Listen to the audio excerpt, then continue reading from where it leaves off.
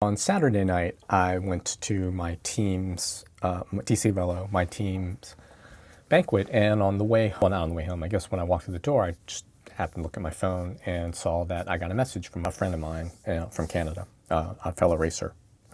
I had a little photo attached to it. I just looked at the photos, a little copy of a sliver of a spreadsheet. It was a UCI ruling or notification that someone had tested positive for doping. The name that was on the list was a friend of mine and someone whom I raced at the World Championships with. I'm not going to say the person's name. It doesn't really matter. If you're watching this, you probably already know, but it was a shock. It was a disappointment. But the one thing I did not feel was anger. Here's the rub. In case you don't know, I race at the world level for masters track cycling. That either carries a few connotations. Either it's impressive or it's big deal, it's masters racing, and it's a hobby at best.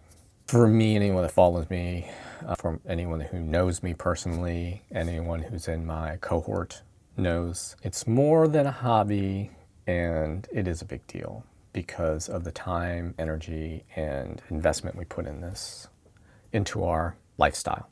It is significantly more than a hobby, but to other people it might seem like a hobby.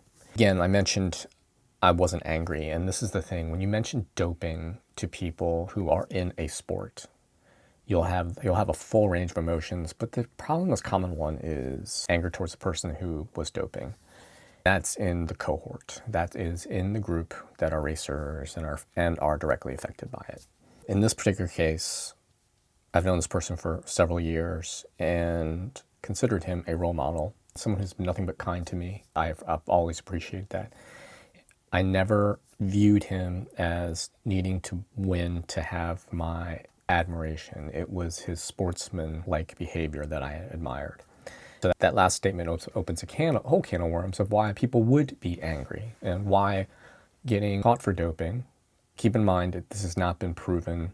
The case has not been finalized. There's still arbitration. There's all kinds of, this is just the very beginning of the phase. But let's just say, the devil's advocate, the person is finally ruled to have committed the offense that it's alleged.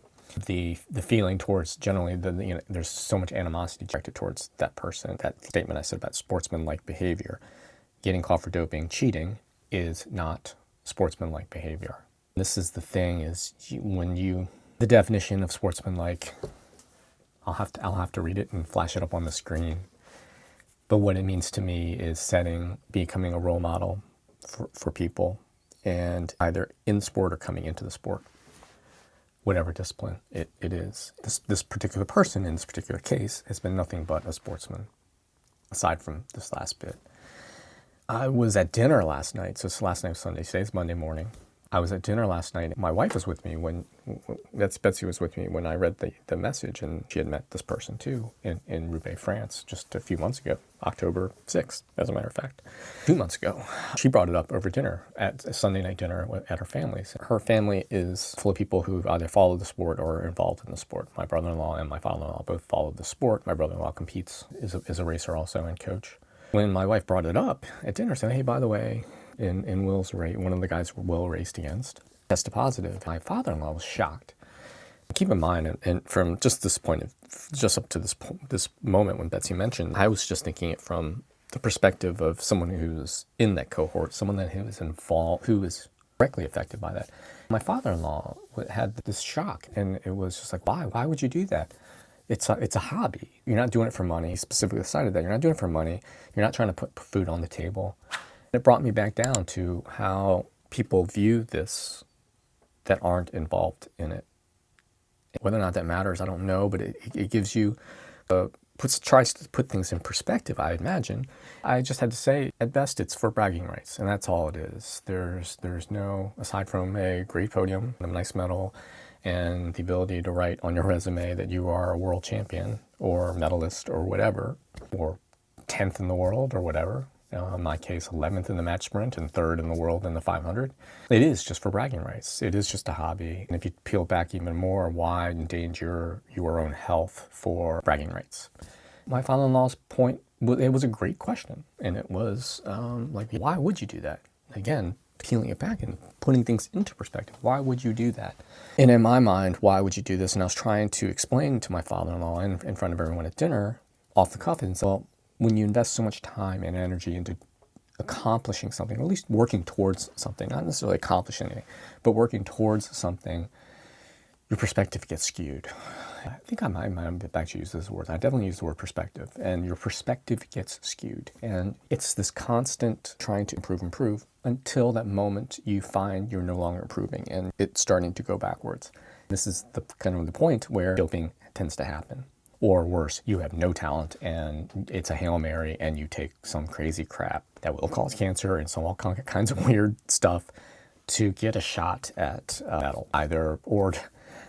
Again, I'm speaking on the world championship level. There have been plenty of people in the masters fields getting caught for category 4 racing, grand fondos, things like that. There really is no bragging right to be attached to why they were doing it. But the commonality here is, as I said to a friend just in a text, everyone has their own demons, and maybe this is the way that people address theirs. I'm speaking in broad terms, dealing with insecurities, and that if placing or ranking or whatever validates you, gives you confidence you need or whatever. Again, I'm speaking in really broad terms, and I don't know why people do it.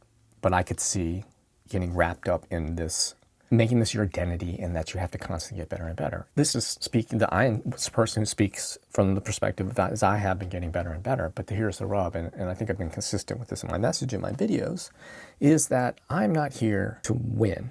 I'm here to constantly improve myself and iterate and try to find that point and share with people when I start to decline, when I'm no longer getting faster, when I'm no longer getting stronger, so I can say to people, hey, this is my experience of having constantly iterated and constantly gotten improved since I was 37, having really not applied myself before that, and moving through the ranks and discovering these things and sharing them with people. Then you get to see, I'll be 54 in a couple of months in February, that, the time Will started to decline was when he was 54. To be honest, it was this year when I started to notice my maximum power go down. But I'm still going faster, and because I'm changing other things. I'm getting more aerodynamic. I'm focusing on my deficiencies instead of working so much on my strengths. But that's all part of the journey, and that's what I love sharing. But of course, I'm going to say this on the videos, and I'm never going to do it because that's cheating the system as far as what I'm trying to accomplish. I'm trying to show people, hey, about 54, that's when it starts to go down the tubes. And you could say in a crass way that I'm content mining the anticipation of me declining. But I'm definitely not going to content mine me doping so I can stand on a podium. And here's the other things, and I've mentioned this before, is you might be the best for a sliver of time, but eventually someone's going to be better and faster than you are. That should not be your identity. This is something I've learned coming through the ranks, being second to last or last in my first national championship. Turns out I was last, 12th out of 12. And then moving your way up to finally winning the national championship in that event, the match sprint. But it was this one thing, this is part of the journey. And again, I mentioned the demons thing, why people would dope, especially for bragging, when it's for just bragging rights, is that there's just so much in the human psyche that you just don't know about, especially the human psyche of a post-middle-aged man. But like I said in the beginning, anger was not one of the emotions I had. And I'm curious, I'm sure I'm going to get a lot of vitriol or comments, oh, why can't you be angry, blah, blah, blah, blah. Why you should be so pissed off that you got robbed. Well, I didn't get robbed of anything. In the race that he beat me, I ended up 12th and now 11th. And it wasn't a race I was focused on. And in the race I was focused on, I was actually faster. Just take that with a grain of salt, but maybe that's why I'm not angry, because it affected me. It does directly affect you. Sure, it does directly affect me, but it didn't really affect me. Doping sucks.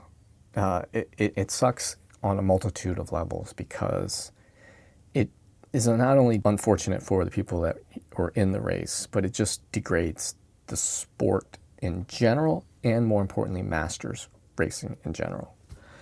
It's a tarnished image, and peeling back the psychology of what causes you to dope at our level is you're dealing with a lot of demons. You may or may not be using sport to try to quell those demons, but they just don't go away. the way you hope them to, and you're hoping this thing you're doing is going to help quell that. I'm Store Psychoanalysis, but I'll talk more about this, and I'd love to hear the comments of people and how they feel about it. But it's a problem in master cycling, and again, it's not trying to get the bragging rights. It's those demons that I talk about. That's what is the root cause of this, and how you stop that. It's different for everyone, and having testing is definitely great. It acts as a demotivator for that behavior, but it's not going to stop the underlying behavior, if you understand what I'm saying. So thanks for listening to my rant.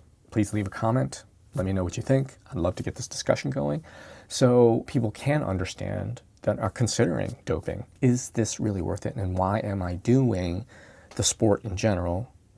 And why am I even considering doping?